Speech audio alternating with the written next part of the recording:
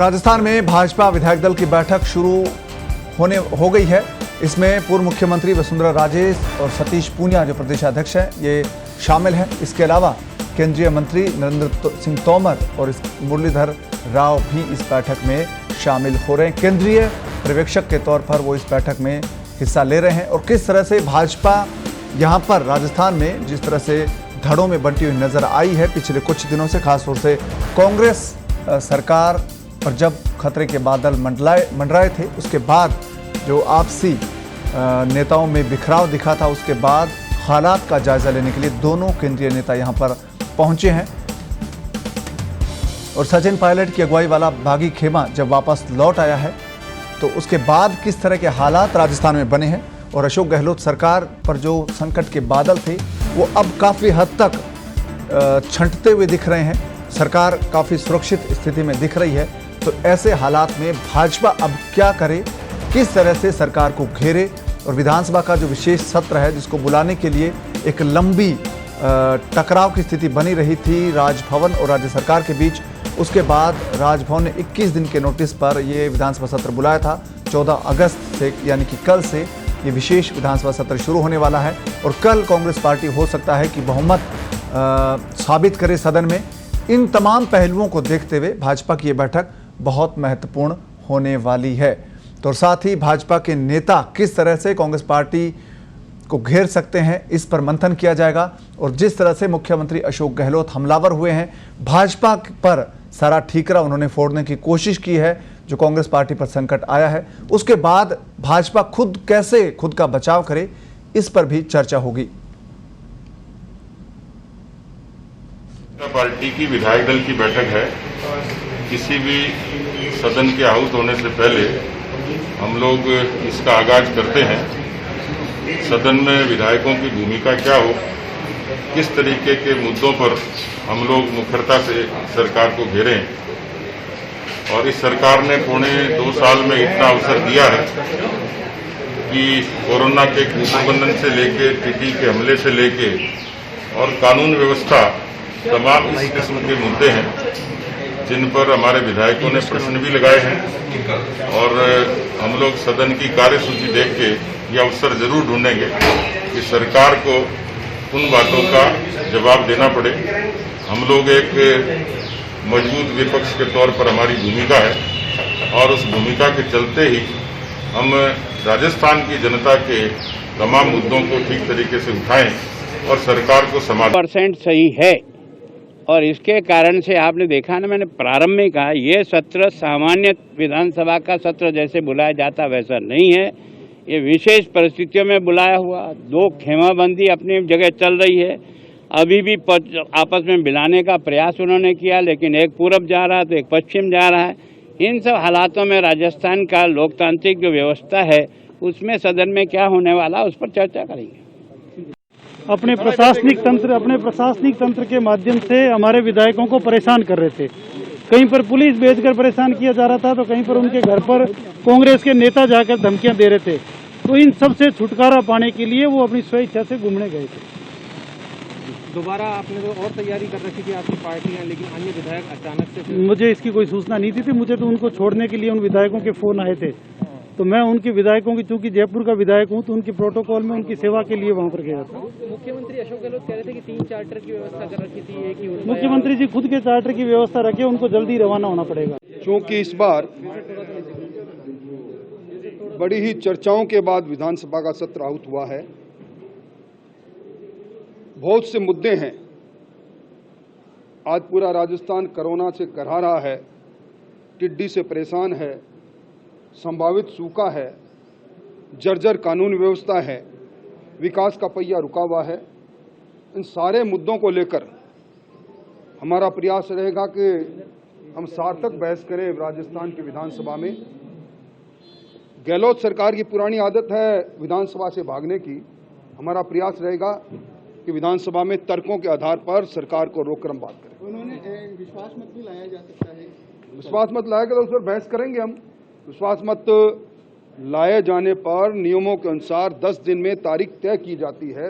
आनंद फानंद में मैं समझता हूँ कल ही उस पर विचार नहीं होगा तो आगे बात देखें। आपको लगता है जिस प्रकार के अब तक कांग्रेस विधायक दल की बैठक में जो सचिन पायलट गुट है वो शामिल नहीं हुआ, अभी भी ये उनका आंतरिक संघर्ष है, कौन सा गुट किस में शामिल होता है किस में नहीं होता है, इसमें भारतीय जनता पार्टी तो प्रदेश अध्यक्ष है, पार्टी की व्यवस्था है, जो अध्यक्ष होता है उसका कहना मानना पड़ता है। लेकिन लीडरशिप वसुंधरा राजे की आपको अगर चुनाव होते हैं आज की तारीख में तो किसकी लीडरशिप में जाएंगे आपको फायदा होगा? अभी कहाँ चुनाव है, चुनाव 4 साल बाद होंगे। एक ही विषय लाइन में आपको बताना चाहता हूँ, ये सेशन से पहले हमेशा एक विधायक दल की बैठक होती है, उस तरह की ये बैठक है। कल सेशन में क्या होने वाला है, कैसे चलेंगे, इस बात के ऊपर चर्चा करेंगे। जो बातचीत करनी होगी आपसे बैठक के बाद आपको।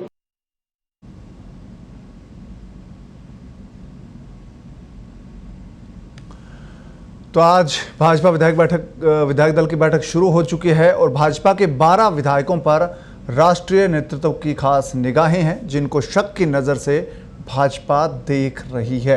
और हमारे साथ जुड़ रहे हैं हमारे सहयोगी उमेश, इस वक्त क्या स्थिति है भाजपा कार्यालय में, क्या चल रहा है?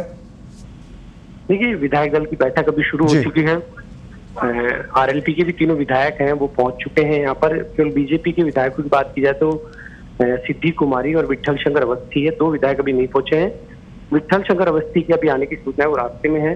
तो इस तरह करीब 74 विधायक पहुंचे हैं, केवल एक सिद्धि कुमारी नहीं है। दूसरी बात की जाए बैठक के एजेंडे की, तो बैठक में के एजेंडे को लेकर जब नेताओं से बात की तो उन्होंने साफ तौर पर यही कहा है कि राजस्थान में जो सियासी घटनाक्रम चला है उसको लेकर तो बैठक में चर्चा होगी ही।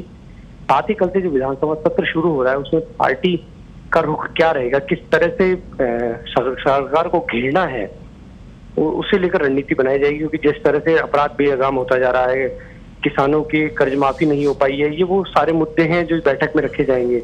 दूसरी बात है कि केंद्रीय की तरफ से जो नेता भेजे गए हैं तो उनको लेकर ये कयास लगाए जा रहे हैं कि कुछ विधायक हैं उन पर नजर है। करीब 1 दर्जन विधायक सामने आए हैं जो कि पार्टी के बातों को नहीं मान रहे थे, क्योंकि पिछले दिनों जब कुछ विधायकों को बाहर शिफ्ट किया गया था तो इन विधायकों ने जाने से मना कर दिया था। तो इन विधायकों को लेकर भी जो आलाकमान की तरफ से लोग भेजे गए वो बातचीत करेंगे और बाकायदा दिल्ली जाकर वो रिपोर्ट सौंपेंगे। उसके बाद उन पर कुछ कार्रवाई होनी है या केवल सख्त हिदायत देकर ही छोड़ा जाएगा, इसको लेकर अभी तय होना है। लेकिन ये जरूर है कि इस पूरे मामले में भाजपा में जिस तरह की फूट सामने आई उसको लेकर आलाकमान भी चिंतित नजर आ रहे हैं, क्योंकि इतना बड़ा प्रकरण हुआ लेकिन भाजपा वो भूमिका नहीं निभा पाई जो उसको जिसके लिए वो जानी जाती है। ये वजह रही है कि आलाकमान ने केंद्र से मुरलीधर राव और नरेंद्र सिंह तोमर को यहाँ भेजा है पर्यवेक्षक बनाकर, जो पूरे मामले की टोह लेंगे, विधायकों से बात करेंगे कि आखिर कहाँ पार्टी पिछड़ी जिसकी वजह से इतना अच्छा मौका हाथ से आया हुआ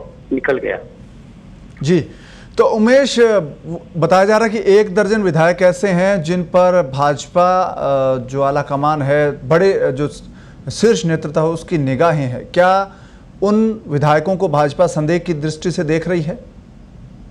देखिए, संदेह की दृष्टि से देखना अलग है, क्योंकि विधायक सभी पार्टी के साथ है, लेकिन ये जरूर हो सकता है कि अपने नेता को लेकर कुछ मतभेद सामने हो सकते हैं। क्योंकि जिस तरह से प्रताप सिंह सिंघवी ने भी आज बयान दिया कि जो सतीश पूनिया है उनके प्रदेशाध्यक्ष, उनकी बात मानना उनको उनकी बात माननी है। लेकिन सीधे तौर पर अगर नेता की बात की जाए तो उन्होंने ये कहा कि वसुंधरा राजे उनकी नेता है। तो कहीं ना कहीं भाजपा में भी जिस तरह की बातें सामने है उसमें वसुंधरा राजे के पक्ष में कुछ विधायक है तो कुछ पक्ष निष्पक्ष रूप से काम कर रहे हैं। तो ये केवल एक नेता को लेकर एक बात सामने आ रही है। और जिस तरह की बात थी कि विपक्ष के को लेकर जो बातें चल रही थी कि सरकार की ओर से भी कुछ लोगों ने संपर्क साधा, ज्यादातर नेताओं ने इस तरह की बात से इनकार किया कि उन्हें किस तरह के प्रलोभन किया गया। कि जरूर है कि उन्होंने ये जरूर कहा कि पुलिस वालों ने कुछ विधायकों के बारे में जानकारी लेनी चाहिए थी। गुजरात जाने वाले विधायक यहाँ आए हैं तो गुजरात वाले विधायकों से जानकारी ली, तो उन्होंने ये कहा कि उन्हें प्रलोभन जैसी कोई चीज नहीं, लेकिन प्रशासन की ओर से उन पर दबाव था। इसके अलावा सबने यही कहा कि वो सोमनाथ के दर्शनों के लिए गए हुए थे। हालांकि इसके पीछे पार्टी का मंतव्य क्या था लेकिन ये क्लियर नहीं है। लेकिन ये जरूर है कि पार्टी को टूटने का खतरा था, इसलिए कुछ विधायकों को बाहर शिफ्ट किया गया था। और आज जो बैठक है उसमें सब तरह की बातें सामने आएगी। विरोधाभासी बातों के लिए भी केंद्रीय नेतृत्व ने अपने लोग भेजे हैं। तो कुल मिलाकर विधायकों के मन में क्या चल रहा है वो बातें भी केंद्रीय नेतृत्व तक पहुंचाई जाएगी और जिस तरह की बातें जो मनमुटाव की हैं उनको भी दूर करने के प्रयास किए जाएंगे। उमेश, ये जो बैठक है इसमें बैठक शुरू होने से पहले कुछ नेताओं का जिनका जिक्र आपने किया, प्रताप सिंघवी का जिक्र किया, उन्होंने कहा कि प्रदेश अध्यक्ष की बात माननी पड़ती है। और अब सचिन पायलट खेमा जो कांग्रेस पार्टी का बागी था वो वापस लौट आया है, और जिस तरह की उम्मीद भाजपा कर रही थी कि शायद उनको भी विधायकों की बाड़ेबंदी करनी पड़ेगी, 11 अगस्त को पहले ये बैठक होने वाली थी विधायक दल की, फिर टालनी पड़ी, तो परिस्थितियां जिस तरह भाजपा ने सोची थी उससे उस हिसाब से आगे बढ़ी नहीं। तो क्या भाजपा अब नई परिस्थिति के मुताबिक ये देखेगी कि कहां पर उनकी चूक रही रणनीतिक तौर पर? मध्य प्रदेश और कर्नाटक में उन्होंने सफलता से पूरे जिस ऑपरेशन को अंजाम दिया वो राजस्थान में उस तरह से नहीं हो पाया। बिल्कुल, देखिए जहां भी पार्टी ने इस तरह के काम किए या उस आगे बढ़कर जो कदम उठाए, तो वहां कोई ना कोई नेतृत्व क्षमता रखने वाले व्यक्ति के साथ। राजस्थान में सबसे बड़ी समस्या भाजपा के साथ ये रही कि पूरे मामले को संभालने के लिए कोई नेता सामने नहीं आया। पूर्व मुख्यमंत्री वसुंधरा राजे की इस पूरे मामले से दूरी रही। क्या वजह रही? क्या केंद्रीय नेतृत्व नहीं चाहता था कि वो उसकी कमान संभाले? ये सब बातें अंदरूनी है पार्टी के अंदर, के अब तक ये बाहर नहीं आ पाई। लेकिन सबसे बड़ी समस्या जो पार्टी के सामने ये रही कि कोई पूरे मामले को संभालने वाला, नेतृत्व करने वाला नहीं रहा। यही वजह रही कि पार्टी भ्रम की स्थिति में रही और शुरू से लास्ट तक यही बात करती रही कि ये उनका अंदरूनी झगड़ा है। जबकि सीधे तौर पर देखा जाए तो इससे सरकार अल्पमत में आती नजर आ रही थी। अगर सचिन पायलट सहित जो 19 विधायक है, अगर वो वापस नहीं लौटते और बसपा वाले मामले में सरकार के खिलाफ अगर आदेश आता, तो कहीं ना कहीं सरकार अल्पमत में नजर आ रही थी और भाजपा उसी का इंतजार कर रही थी। लेकिन ऐन वक्त पर जिस तरह से मामला पलटा है, उसको लेकर बीजेपी आश्चर्यचकित है। और आज मीटिंग में इसी तरह की बातों पर विचार होना है कि आखिर क्या वजह रही कि पार्टी हाथ में आए हुए इस मौके को भुना नहीं पाई। उमेश, कांग्रेस के विधायक है प्रशांत बैरवा, उन्होंने बयान दिया था कि इस पूरे मामले की जो कांग्रेस की सरकार बच रही है, तो इस मामले में man of the match Vasundhara Raje हैं और मुख्यमंत्री Ashok Gehlot man of the series हैं। तो ये बयान बहुत कुछ कहता है और हालात भी तब बदले हैं उमेश, जब वसुंधरा राजे दिल्ली गई, वहाँ उन्होंने डेरा डाला। उसके बाद जब कांग्रेस पार्टी के बागी विधायक थे, उसके दूसरे दिन वो होटल छोड़कर वापस लौट आए, बातचीत के लिए तैयार हो गए। तो क्या वसुंधरा राजे का दिल्ली दौरा है वो की फैक्टर साबित हुआ इसमें? बिल्कुल की फैक्टर साबित हुआ है, क्योंकि जो अंदरूनी बातें ये सामने आ रही थी, वसुंधरा राजे जब दिल्ली राजनाथ सिंह से मिली, BL संतोष से मिली, इसके अलावा JP नड्डा से मिली, तो उन्होंने सीधे तौर पर यही बात उनके सामने रखी कि पार्टी के ज्यादातर नेता नहीं चाहते हैं कि पायलट और उनके विधायक बीजेपी में आए।